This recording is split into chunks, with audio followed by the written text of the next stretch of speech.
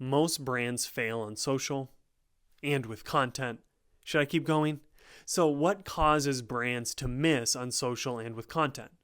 Amber Rhodes, today's guest, has the answers. Spoiler, it's about building mini creators and diversifying your brand versus having one face of the company, so that when they leave, you lose a brand share, and focusing on collaboration with creation. So, who is Amber Rhodes? She started her career in communications and as a content strategist, then spent 2 years at User Gems, where she went up rank, finally ending as the director of content and communications, and has just recently went out on her own. I'm rooting for you, girl. And she is one of the most caring and genuine humans I've ever met, and I was very grateful to have this conversation with her. So why should you listen? You want to learn how to make social work for your marketing, and in 2024, you're curious about developing modern content strategies that aren't just keyword mashups, and you want to improve your ability to do customer interviews or create content through interviews. Before we dive into it, run the intro. Welcome to Season 3 of On Marketing, a show where we explore what marketing is, like really is. I won't tell you what to think, I'll help you improve how you think about marketing. It's March 15th, 2024. I'm Jordan Ogren, a marketing strategist by day and a podcast host by night. Ready to get in? Before we do, please subscribe to my weekly newsletter to get new episodes, extra insights, and the occasional photo of my cat. It's fittingly called a newsletter on marketing. The link to join is in the first line of the show notes, and if you do, share with me, because I have a special offer for anybody who does subscribe. If you listen to the outro, you will hear that offer. Finally, opinions shared in this podcast are the individual views of the hosts and guests, not those of their employers or associate organizations. This content is intended for informational purposes and should not be considered professional marketing guidance. Listeners act on the information provided at their own risk. I hate that I have to do that. Thank you for being here. What job should marketing get done in a company? I believe that marketing should be almost an assistant to sales, or should help sales sell, which is like such a tongue twister. But that is my main belief. And why is that your belief? Because then it's helping revenue, or go kind of like a step further of why should it assist sales? I had previously started in social, or as a content specialist focusing on social. And I still, in that capacity, thought of my role as helping sales sell by making sure that brand awareness was part of the equation, that I was educating the audience before they even hit the demo request form, or even after, if they hit the demo request, came through and they were like, I still don't really understand what User Gems is doing, being an education asset for the sales team, at least in like the B2B SaaS capacity. I think of that as my role, because it at least gives me a North Star for what I should be working for. Brand awareness should help sales. Any sort of content marketing should help sales. And that is a very positive North Star for me to follow. Otherwise, I think it's easy to kind of lose it and be like, oh, my goal is followers. My goal is to get seen everywhere. My goal is to be popular. It's so true, because I think to your point of the North Star, like what other North Stars could marketing teams or individuals have that you're kind of saying is maybe not the best, or you touch on followers or maybe vanity metrics. What are some others that marketing can wrap themselves around, and maybe that's not the best North Star? What I knew about marketing before I joined marketing was more of like the advertising side of things, the Mad Men side of things. So like creativity and getting recognized and getting like applauded for doing something a little bit different. And I think that's what I thought I was going to be doing. And it turns out that it all kind of comes down to money, which is not what I anticipate. All of life, but especially business, comes down to if you're not making money with the marketing or the activities or whichever, you almost have to be somewhat critical. And do we really need to do this, or do we really need?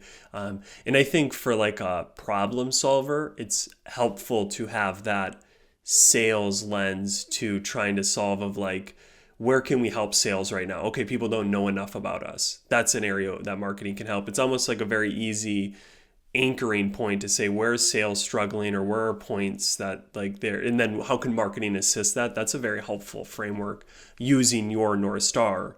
So I like that. It's very helpful to be like, how can we help sales? And it's different probably for every company, I'm assuming. And I just think that they typically have like front lines, they understand better than I do what people are actually asking and saying and the language that they're using and what they don't understand. And if I really wanted to figure out my audience, then I kind of need sales on my side and I need their expertise and I need their assistance. So I really do think of it as like a hand in hand, best buddies kind of situation. Because without the sales call, like I listen to sales calls, without those, it would have taken me a lot longer to really get into the mind of our customer. Yeah, it definitely has to be a collaborative approach, I feel.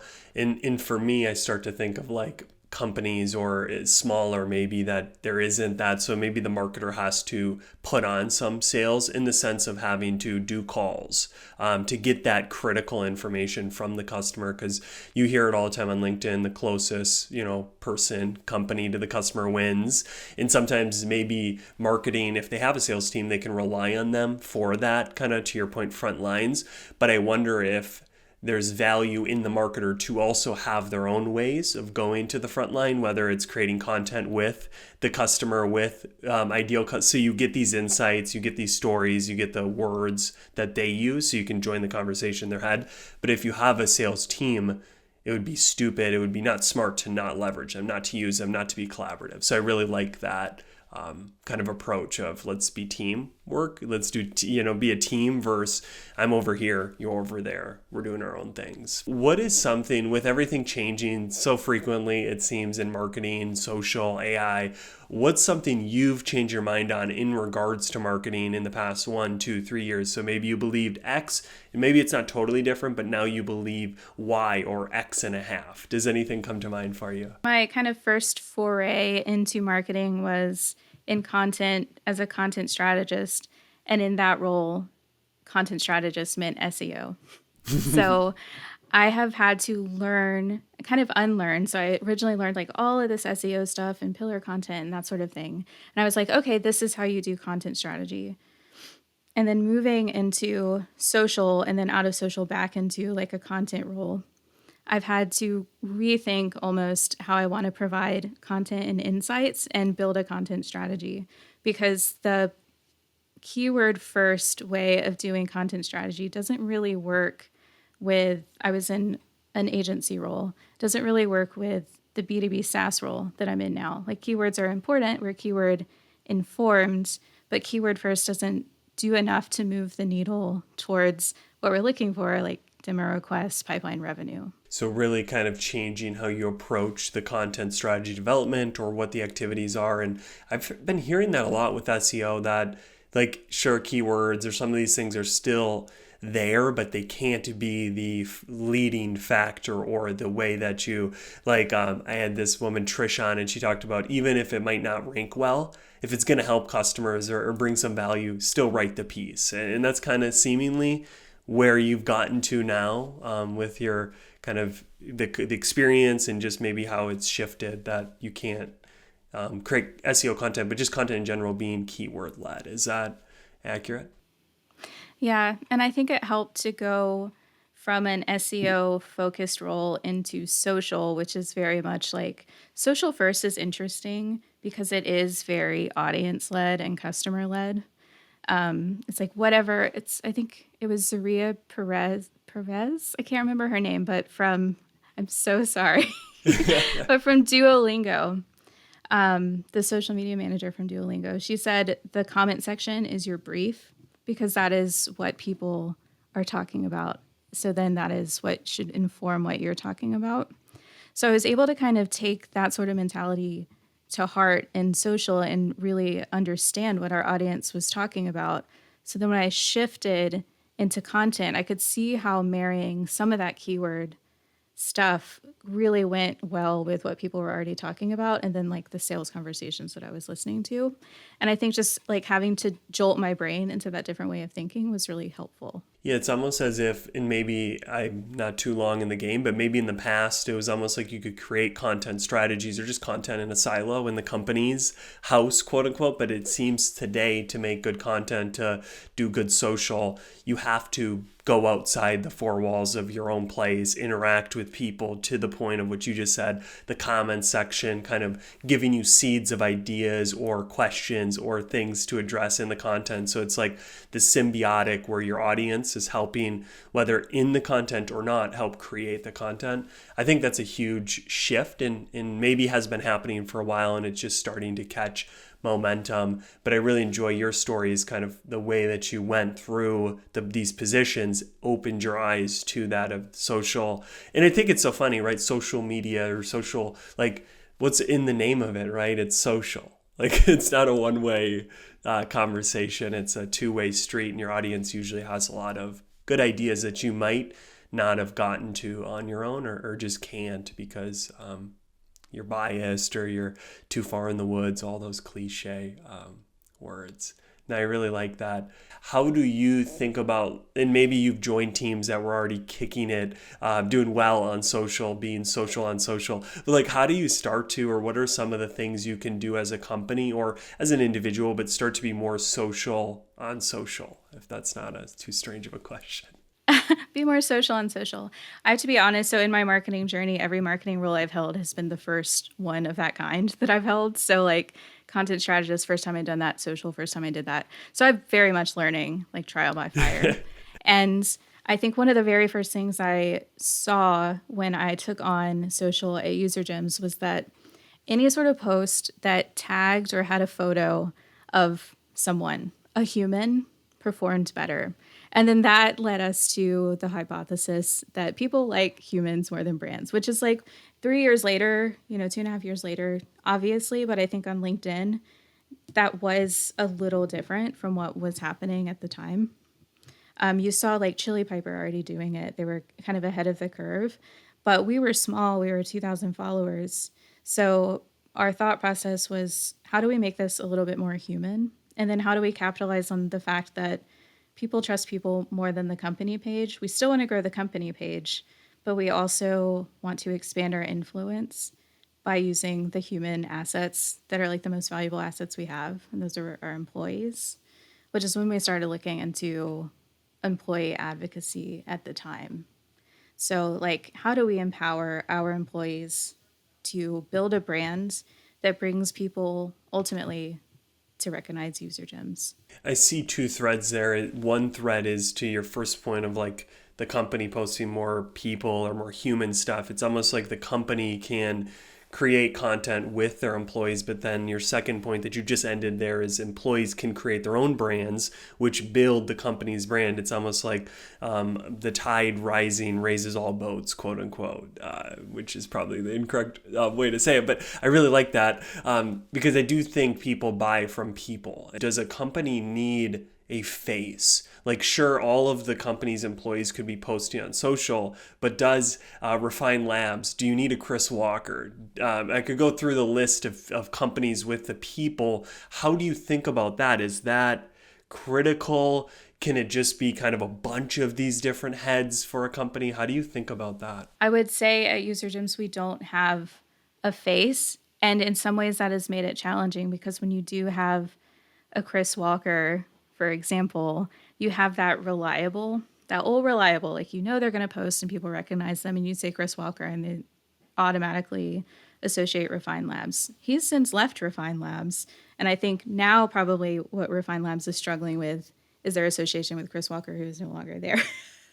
So I think it's like a double-edged sword in that capacity. And then there's been I know Lavender brought on a lot of creators who are associated with their brand who have since moved on to new brands.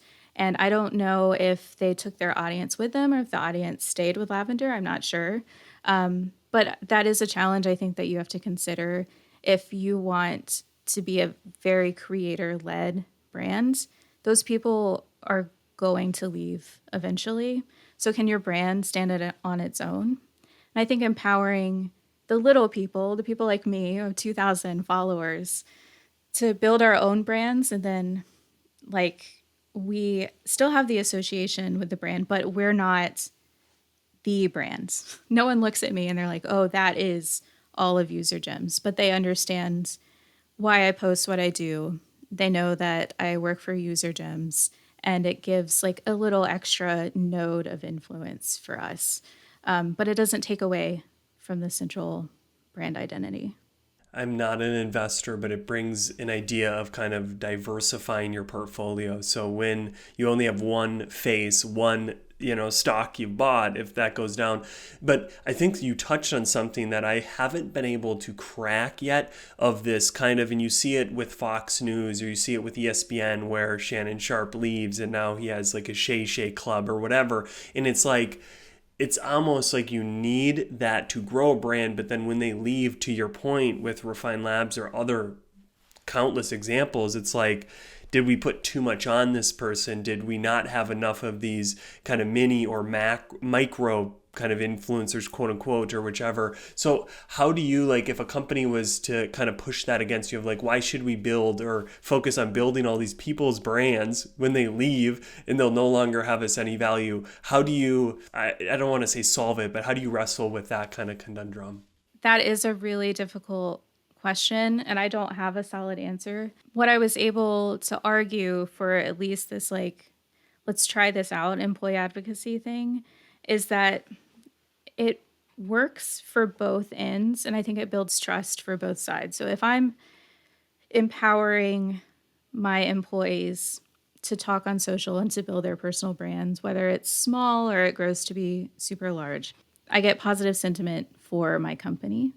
They get professional development and then positive sentiment among them as well. It just kind of makes sense in that like win-win kind of way. I think that home growing creators makes more sense in that way than bringing in big creators that are then associated with your brand when you're new.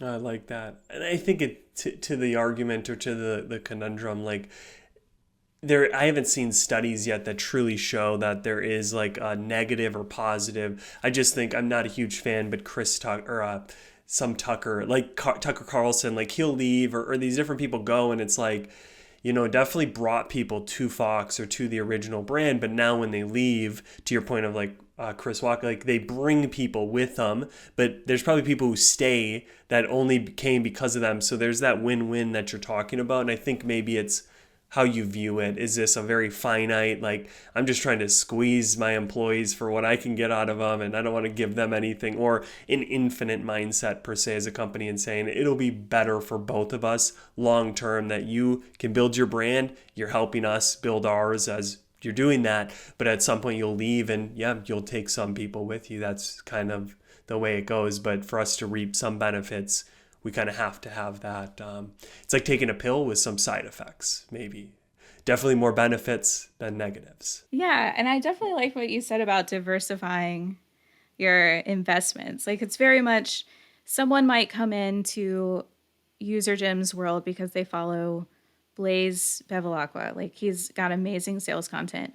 But then because he tags some of his like fellow AEs, they might stay for Caroline Pegram. Like, they're learning more. We're growing our circle of influence, and we're not just relying on one face to tell our story, so that if they left, it would dilute our brand and our message. I did not expect to go here on this conversation, but it's been something that's been just percolating in my head of how do you, because it just seems to be the play of the future, if not already, of like, having a Seinfeld crew. So like, sure, you have a Seinfeld, but there's Kramer that I love because he's goofy, and you have all these different characters, to your point. So if someone's brought in off one, they can maybe connect with others, and then they kind of stay with those. So that's why there's an importance to having a lineup rather than just one person for your brand, like a Geico or something like that, where it seems like it worked in the past. But today you need to have kind of a diverse, and maybe that word is like many, but also diverse. If they all look the same, that's probably not great either. So I like that. So kind of building off of this social content conversation, how do you, because I think the best content comes from, like I mentioned earlier, with the customer, but even with your team. So it's not just, if you're the only content person, it's you're cranking out articles or whatever on your own, it's bringing in the team. So how have you, through your career or recently, kind of helped bring the team into content creation or just into content more? I think something that has been like immeasurably helpful for me is we brought on a product marketing manager last year. And for our product is simple in theory, but in execution, it's a little bit more complicated. So I was getting lost in that like middle ground. I could very much say like the big thing, past customers are new revenue. Like I get that. Like when the customer moves jobs, then they're more likely to buy again. But the intricacies of setting up the workflows, I didn't get. So having a product person who is able to explain it to me like I'm five has helped me so much, because I think we are in the place where we need to almost spoon feed that information to our audience too. Because if I don't grasp it, I work for the company, then other people aren't as well. So I think working very closely with a product marketing manager and just asking her questions kind of all the time, like if you could see my Slack, you would be embarrassed for me. That has been extremely helpful. And then I really like to just kind of tap into our ADRs, or essentially our SDR team. I like to tap into like, what would you think of this? Like, does this make sense? Am I using this language correctly in the way that sales would use it? Just to make sure that I'm not sounding like a dumb marketing outsider trying to speak to sales, which is a big, like, they can clock it. Salespeople are smart. So they know if I don't understand or I'm not using the right language. So I think just getting a lot of gut checks from AEs, SDRs, does this make sense? Does this not make sense? And then what kind of content do you think you're missing that you believe would help? And that comes back to the helping sales sell. Like, what do you need? What's your blocker for you? And what am I hearing from sales that maybe they're not telling me directly, but I can tell would help them in their process? So it's collaborative in the sense of maybe editing or even choosing correct topics or whichever. And I think you use sales, which is obviously applicable for many. But I'm in my head, I'm like imagining a medical selling medical equipment. Maybe it's talking to your in-resident doctor or medical person. To your point of saying, hey, here's a sheet that or a white paper or whatever. You're the ideal person that would read this outside of our company. What do you think of it? Does this make sense? Where do you then see, aside from the collaboration or editing or that, the collaboration of creating content together? Do you use team members to then create an article where it's featuring this person in this department or that woman in this? Do you do that much, or what are your thoughts on using team members for content creation? Yeah, I love it as an avenue for thought leadership. Right now, we're doing a little bit of a messaging expansion, changing how we talk about our product slightly so that it kind of matches the needs of the current market. And that has meant sitting down, almost acting like a journalist, which is what I've been telling people lately, is coming up with questions ahead of time, sitting down with them, doing an interview, having like almost a podcast conversation, and using that to inform what kind of content should come out of it, especially the thought leadership. I think it's especially helpful because the way that they're thinking about this topic is exactly the way that I need to be writing about it. So the way that the CEO is talking about how outbound has changed is what I need to get across. How does our director of sales think about buying signals? I need to be able to communicate that to other directors of sales. So it's been extremely helpful. I know that a lot of people like doing listicles and that kind of thing. I haven't really done those, but that's just because I haven't been in charge of content long enough to take over something like that. But I think that those can be helpful, sourcing different thought or subject matter experts, because people like to hear from them, and alternatively, people like to be featured. So it is a good way to build trust I believe, and to bring in a diversity of opinions. I love that. And I think it's been a constant that I've heard is using interviews or using conversations with people internally, whether or outside customers or whichever, to just create content. I think for a marketer, it helps alleviate some of the pressure. Like, you don't need all the answers. I go to Kanye yelling at Sway on Sway in the morning. Like, you don't have you don't need to have the answers. Like, it's okay to kind of, to your point of being the journalist, being curious and having questions, though, doing your research or your homework, so then you can bring questions to get the conversation going. Can you just maybe shortly, quickly provide some guidance or things that you've done or you've seen work well in those interviews? Because obviously, like, just sitting with someone and kind of not being maybe great with questions or the way you kind of go deeper doesn't create good content. So it could be on the quality of the interview. What has helped you do those interviews well that then create really good content that resonates with the audience? I think I have a disadvantage because I'm an introvert and I have a natural affinity for listening rather than speaking. So I would say probably one of the best things you could do, especially if you're a talky person, is mute yourself and give that other person some time to process, like picking up on just body cues. I have a CEO who he takes some time to think. And initially I wanted to fill that gap because I didn't want it to be an uncomfortable conversation. But then as I would talk, he would start talking. And I had to learn, like, you just let it sit, let it ride, because he's going to come up with something great. And you're just getting in the way otherwise. For coming up with questions, I think if you don't feel that you have the expertise to really like dig deep enough into those questions, I wouldn't shy away from using ChatGPT for like get the initial questions. What are those top of funnel questions? And then from that point, like really think through, are there other angles that I can apply to these very simple questions? And start writing those out. And if you still have no idea, maybe ask the person that you're interviewing, is there anything that you thought I missed? Or is there anything that you think I should add here that you definitely wanted to talk about? And then when you're in that conversation, trying very much listening and then reflecting back, like, do you mean this? Do you mean that? And just asking clarifying questions. There's definitely so much power in the pause. I think maybe it's our society today, or maybe it's always been that way even in 1654, but it seems we need to fill everything, whether with our time.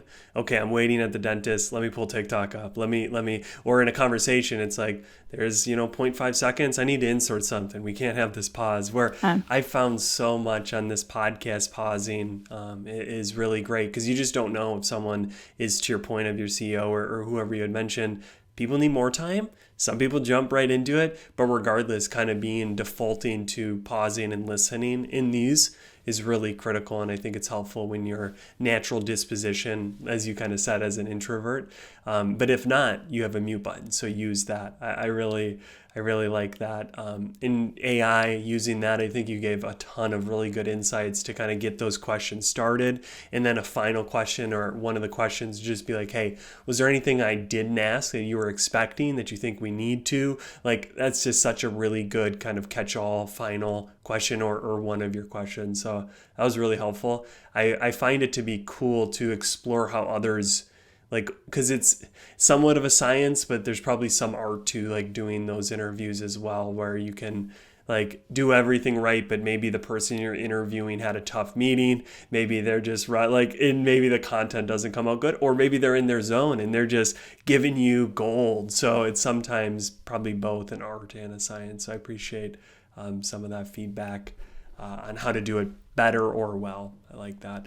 So something you, and I've listened to a few episodes, and I'm not sure, I don't think your podcast, maybe it's still going, the Everything's Coming Up marketing, but one of the core pieces of that is talking about mental health, having that in the conversation. So I know this might seem like a little different type of question, but like, why is that important in marketing? Why should we be having more conversations, whether like internally, about mental health in marketing? Can you just touch on that? Yeah, I think for me, we should be having conversations about mental health in corporate world and everyday life, but in marketing specifically, why I niche down is because I was talking to a lot of marketers in one-on-one calls, just coffee chats, especially around the time when I mean, layoffs are still happening, but when they were first kind of ramping up, and the first thing that we would talk about is like, I'm so stressed. I'm feeling really anxious. It's making me depressed. Like, I don't know what to expect. And then the effects of that, of like not being able to do your work, people are getting laid off on your team, and then you're feeling overworked, and it just kind of compounds. I was like, wow, we should really, we should have an avenue to talk about this so that other people know that they're not feeling that alone. Because in those coffee chats, it seemed like we kind of thought we were bearing this on our own, or we didn't know how to talk about it with other people. And I just wanted other people to know that we're all struggling. We are all suffering right now. And then to tie it to the broader conversation of like mental health is important, yes, but also destigmatizing mental illness. I know quite a few people in marketing who have mental illness, and they're doing a great job. And that having a mental illness does not mean that you can't do the job. But being able to talk about it makes you feel more authentic, and to do the job in a way that is authentic to you so that you're working at your best capacity. For instance, I have anxiety. So sometimes I get really anxious, and then I feel like I can't concentrate on something, and I have to step away during the day. But I work better at night, and I can be more creative at night when I don't have that like added distractions of Slack and meetings and stuff. So yeah, I just think it's a very important conversation because it can affect how we work and how we interact with our coworkers and how we understand and communicate the way that they need to be communicated with. What gets in the, I mean, I have some thoughts, but like what gets in the way of having the conversation, or like sharing? If you're, so I deal with anxiety, what gets in the way of us sharing that? Is it like work's just for work and not like who I truly am as a human? Like what gets in the way of these conversations? I think some of it is work, and I don't want to share that side of myself, and that's totally valid. If you want to have those separated and compartmentalized, more power to you. I'm not able to do that, unfortunately. Me neither. And I think some people are worried that if I am open about this in my workplace, will I then consciously or subconsciously be penalized for it? Like, I recently got diagnosed with ADHD, and being open about that, does it help me because it helps my supervisor understand the way that I work and when I'm struggling?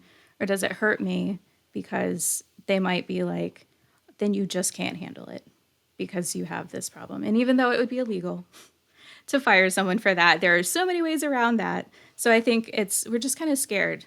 We're scared to be open about it. I appreciate you being transparent and sharing what led you to share. I'm guessing you shared with your team, your recent ADHD. Like, what was it about you? Was it just like, I'll be able to perform better if my whole self is open to people? Or why did you share it then with those potential concerns that you just shared? I had left a previous job because it really messed with my mental health, and I didn't feel that I could be open about it. And some of that was on me for not being open about it.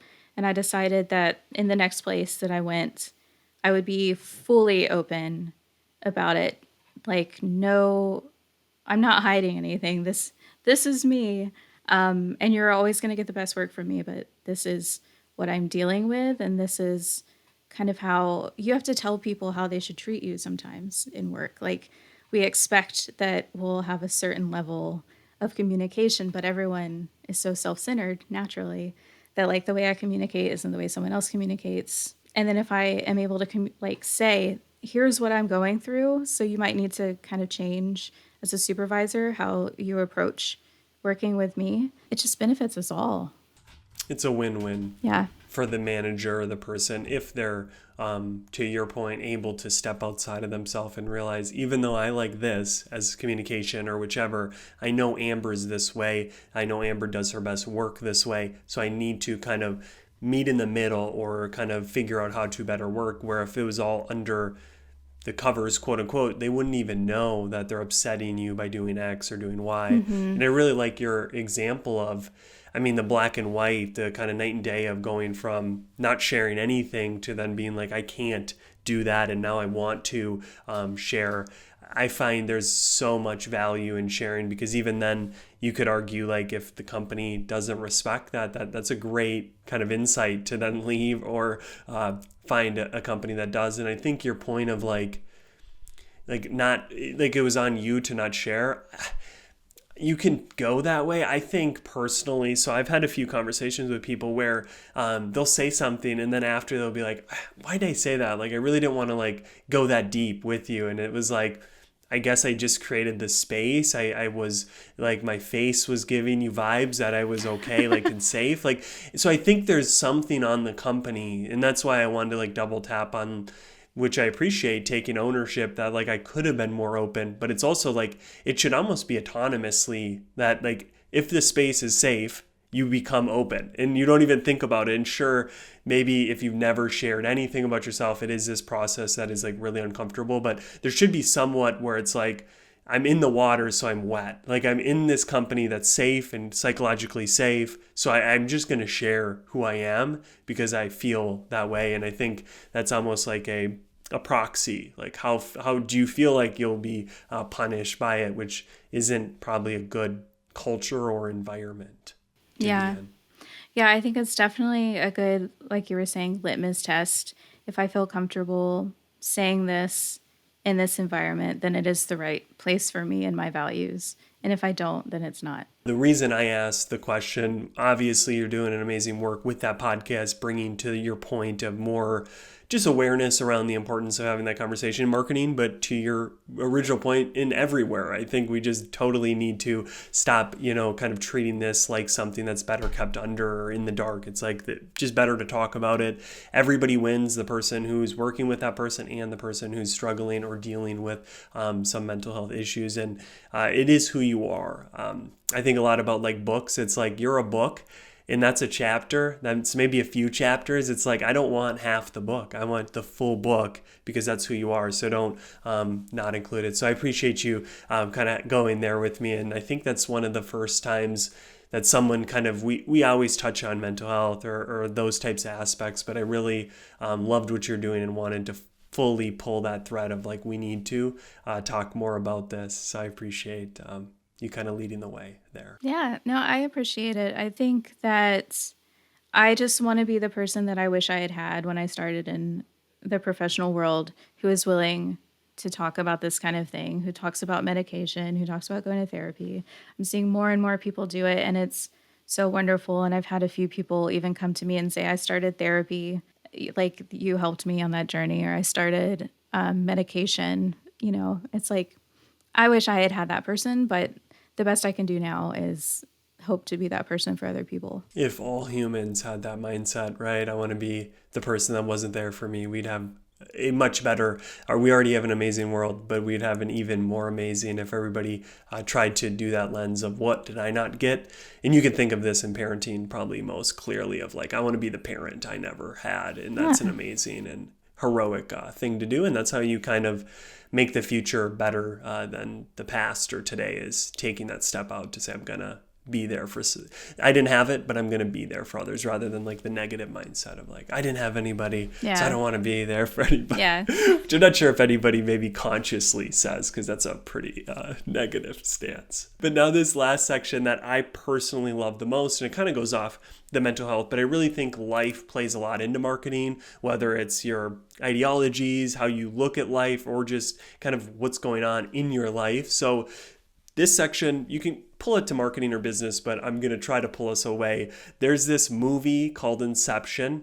Whether you've seen it or not, it's quick spark notes is that they go in people's minds, they incept an idea or a dream, and then tomorrow the person believes that that dream idea was theirs and they sell their company. It's usually malicious reasons in the movie, but today we're going to flip it and it's going to be kind of a good thing. What is one idea you would incept in the mind of every human? So tomorrow we wake up and the idea you incept, we believe is our own, and we act out of that belief. I don't know if this fits the criteria, but I would love if I could incept empathy into everyone's minds. Like the idea of, if I put myself in this person's shoes or in this situation, what would I think, feel, do, and then have a better understanding of that person. And that would create a more compassionate society? What would be the output of that idea tomorrow, do you think? The compassionate society, I think, just a thinking before acting kind of society.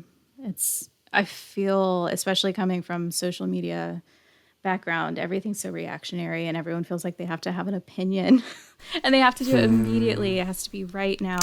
And just like slow down. Everyone just slow down and think about it.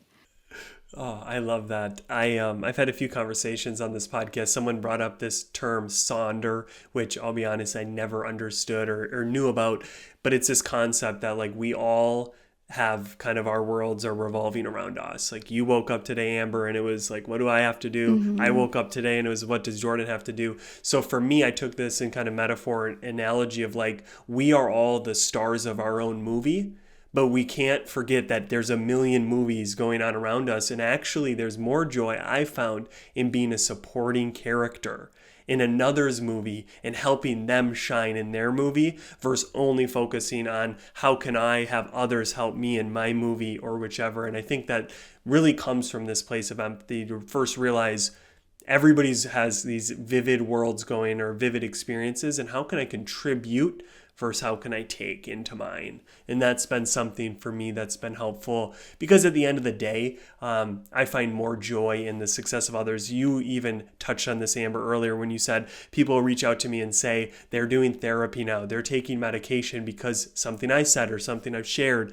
And again, it's like, you haven't shared much on this podcast of, I got this promotion, I'm making this much, right? It's like, that's joyful somewhat to keep the lights on, but it's what we do for others that I find the true joy in success. And I guess maybe I've defined success as that. What are things you do outside of marketing, writing, content, business that when you come back to do those things, you do them better? Does any practice, habit come to mind for you? Embracing. So I'm a big reader and it is my main hobby. I also like doing puzzles. Just like, yeah, I very much like loner hobbies. If I'm doing puzzles, I'm listening to an audiobook. Like they go hand in hand for me. And I think focusing my attention on things that are not work related and don't even require me to be productive or even, I'm not reading like amazing War and Peace type books. I'm just reading things that are fully letting me kind of immerse myself in a different world. That has been an incredible, let's say, unlock for me to not force myself to listen to business podcasts. I tried to do that for a while and I was just like never able to step out of work and into my creative self. Now I feel like I'm able to step into my creative self more and then bring it to work. I love that. The productive piece was what I hung on to there of like a lot of times with, at least with me, but productive people at work, it just brings everywhere then. You're like, how many books can I read this year rather than kind of this, I'm just going to do a puzzle. Like there isn't a ton of productivity in a puzzle. You're spreading all the pieces around. It's like, well, I had it built, but now I'm going to mix it up. So I really like that. And I know there's like people have quoted Einstein or different people like in the shower, I come up with my best ideas. It's honestly so ironic that we get the best ideas when we're in another world, as you beautifully said. I really like that. Final question, Amber. This has been such a great conversation. I really enjoy your insights and just who you are. Final question, with everything changing, AI, marketing, what do you hope doesn't change? So let's say we're 10, 15 years into the future. Maybe it's already gone, but like what's something you hope we have that we've had in the past? Or what do you hope just doesn't change with all these new things changing our world rapidly? I like that there is still a focus on storytelling in marketing, that we're very much thinking about the customer as like a hero's journey. And I would hate to see that go away in like because we're trying to replace it with just listicles and the things that we've seen like SEO take us, or just using AI to pretend like it's a human, but it's not actually a human. So I guess I hope what doesn't change is that we keep a customer, people, human-centric approach to marketing. Yeah, that's great because I think we started with stories. If you go way back to the original, how did they pass things along? It was in stories. And I do feel with everything going on today, we could slowly slip away from that. Just tell me the facts or the data. But data's never moved anyone. If it did, we wouldn't have people smoking cigarettes. But it's the stories, it's the deeper things. And I would really hope we hang on to that with AI creating so much content, probably in the future as it already is today. And maybe AI can create good stories. I'm not sure. Maybe it reaches the intelligent level. But it seems that stories are just key to society moving forward, kind of telling productive or healthy stories. So I really like that. And I hope for the same. Well, thank you, Amber, for coming on to the podcast. As I mentioned, I really appreciate your insights, and this was a really fun time. Yeah, thank you. And this is the end of the podcast. Thank you for making it this far, because few do. So, to repay you for the time you spent listening to me, my guest, I have an offer, I have a deal for you. If you click the first line in the show notes and sign up for just let me know whether LinkedIn DMs or email jordano@hey.com, I will give you 60 minutes of free marketing help, whether that be guidance on your messaging, positioning, or your content strategy, or even helping you write a landing page for a new product or service you have coming. Sign up for it. Let me know you did. In 60 minutes, I am all yours. That sounded a lot better when I wrote it, but anyways, you get the gist. I really appreciate you being on this journey with me to uncover what truly is marketing and how do we apply it today. I hope to see you back here next week for a new episode, and stay thinking differently.